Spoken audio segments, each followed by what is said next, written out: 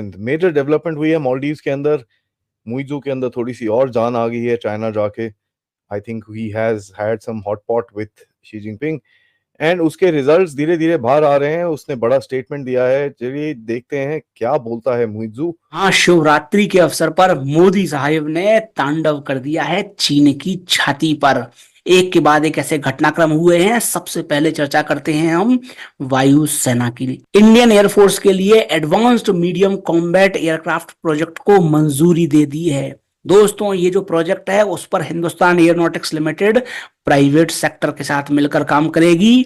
हमने इस घटनाक्रम को देखकर तालियां नहीं पीटनी है, मान्यवर आप स्वयं देख लीजिए। हिंदुस्तान एयरोनॉटिक्स का शेयर पिछले 5 सालों में 8 गुना हो गया है। चाइना अपना बेस बना रहा है, यानी कि मैं बार बार ये कहता हूं, भारत ने चीन की गर्दन पे यहां पे खंजर लगा दिया। यहां पे वही है जैसे रावण की नाभि में अमृत था ना, वही that is the amrit for China.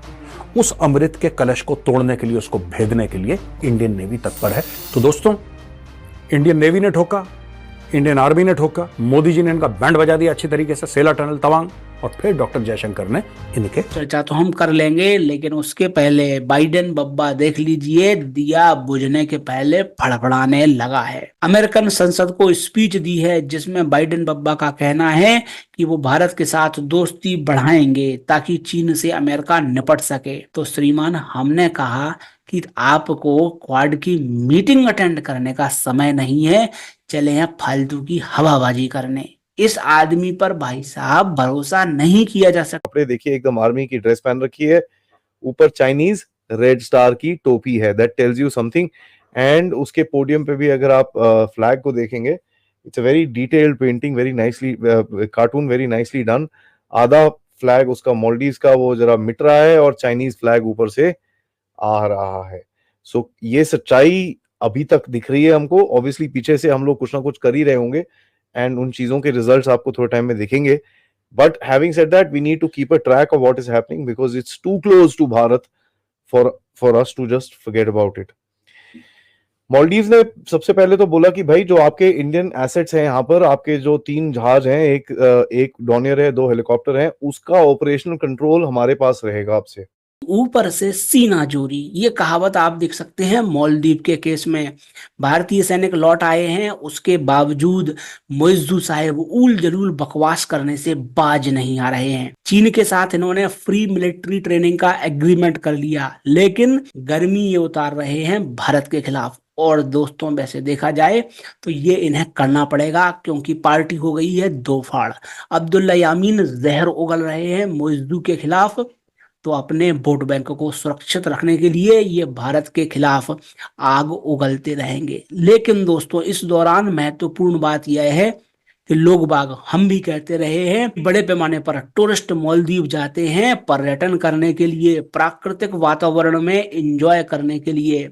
वो बात दोस्तों एक हद तक सत्य है, किंतु बड़े पैमाने पर लोग बाग मालदीव में फूकने जाते हैं। नशीले और मादक पदार्थों का सेवन बड़े पैमाने पर मालदीव में होता है। इसलिए आपकी जान पहचान के जितने लोग मालदीव जा रहे हैं, उनको देखकर अगली बार आप मुस्कुराइएगा जरूर, क्योंकि ये लोग मालदीव में गुलछर्रे उड़ाएंगे।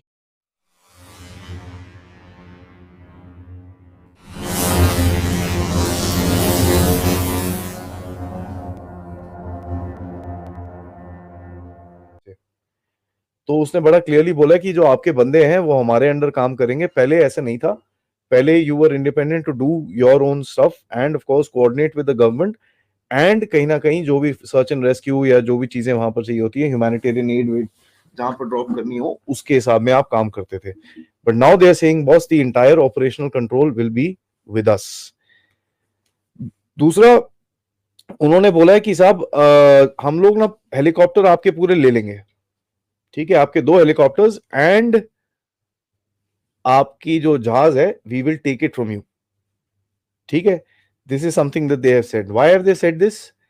वेरी वेरी इंपॉर्टेंट, बिकॉज उसने बोला है कि साहब ऑल इंडियंस, अब वो all Indians, uniform non uniform जो मर्जी हो, they need to leave the country by the 10th of May, ठीक है। जो भी ये ह्यूमैनिटेरियन कॉजेज में है, this is not the people who are working there and stuff like that, but उसने बड़ा क्लियरली बोला है कि ह्यूमैनिटेरियन ये जो 80-90 लोग हैं ह्यूमैनिटेरियन असिस्टेंस के लिए, ये लोग यहां से 10 तारीख मई तक बाहर निकलें। And he said it very very clearly. Now ये स्टेटमेंट क्यों आया? क्योंकि इसको ऑपोजिशन ने बोला कि साहब आपने किया क्या है, आप तो जाके बड़ा इंडिया आउट कर रहे थे, आपने जाके बोला कि भाई आप कपड़े बदल के वापस आ जाओ, इंडियंस को और कुछ नहीं बोला। ठीक है, तो आप ये क्या कर रहे हो, व्हाट आर यू डूइंग? तो उसको ऑब्वियसली लगा होगा यार ये तो मार पड़ गई, उसने जो पीछे थोड़ा स्टेप बैक किया था ये तो मार पड़ गई, तो फटाफट उसने तलवार निकाली, बोला भाई चलो सारे यहां से भाग जाओ। अच्छा जी, उसके बाद कहता है कि भाई हाइड्रोग्राफिक सर्वेज के लिए हम लोग कोई भी इंडिया के साथ एग्रीमेंट नहीं करेंगे, ठीक है, हम लोग ये अपने आप करेंगे। यार इतने साल तक अब अगर आप अपने आप कर सकते थे तो अभी तक क्यों नहीं करा? ठीक है, और ये हाइड्रोग्राफिक सर्वे जो होता है ये आपकी अपनी सेफ्टी के लिए, भारत को इसमें से कुछ नहीं मिलता, भारत अपना करता रहता है, ये आपकी अपनी सेफ्टी के लिए है। कहता है हमारे पास प्लान्स हैं to acquire facilities and machines required for this. अच्छा जी, आपके पास प्लान्स हैं, मतलब अगले 2 साल तक आप नहीं करोगे क्योंकि आपको ना कुछ करना आता है, दूसरा आपके पास इक्विपमेंट नहीं है, मशीन्स नहीं है आपके पास, यू डोंट हैव एनीथिंग। कहता है हम लोग एक काम कर रहे हैं, हम लोग 24/7 मॉनिटरिंग सिस्टम लगाएंगे जिसमें सारा कुछ हम लोग अपने आप देखेंगे। ठीक है, और ये आपको पता ही है कहां से आ रहा होगा, ये आ रहा होगा चाइना से।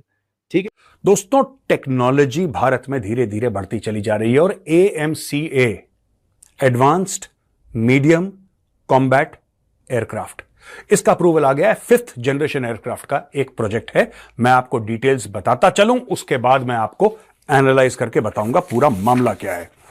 दोस्तों, कैबिनेट कमेटी ऑन सिक्योरिटी ने अप्रूव कर दिया है AMCA का 5th जनरेशन स्टेल्थ फाइटर, और इसके लिए एक एस्टिमेटेड बजट है 15,000 करोड़ का, वो अप्रूव कर दिया है। DRDO's एरोनॉटिकल डेवलपमेंटल एजेंसी ये लीड करेगी इसको, और पब्लिक और प्राइवेट सेक्टर कंपनीज को साथ लेकर। Modi ji welcome, Modi ji welcome. उसमें बात नहीं आता। में देखें, कारगिल किया क्या नतीजा निकला? कश्मीर जब मर्जी 148 किया क्या नतीजा? मेरी बात सुनिए, मेरा कश्मीर जब मर्जी चाहे ले लें, इसकी टेंशन नहीं है। कश्मीर उधर भी एटमी पावर है, इधर उनकी आर्मी है, हमारी आर्मी है, क्या वो डरपोक कौम है, हम मानते हैं। कितनी जंगें जीते हैं वो जीते हैं जी, 65 की जीते हैं, 70 जीते हैं, नहीं जीते हैं 65 की जीते हैं। हाँ। जंग जो है वो कोई भी सोल्यूशन नहीं है कि जियोग्राफिकली इंडिया कितना बड़ा है और पाकिस्तान कितना छोटा है, ठीक हो गया?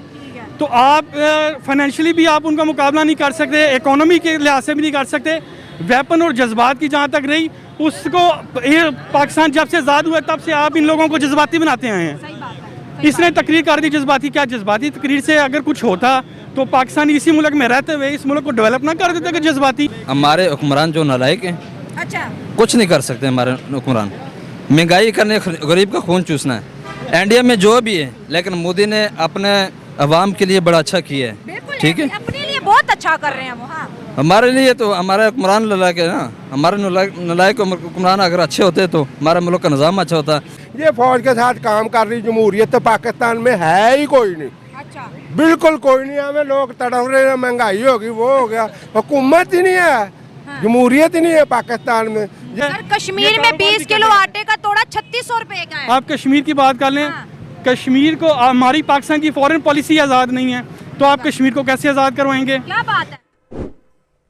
Thank you for watching. Please subscribe, like and share and press the bell icon.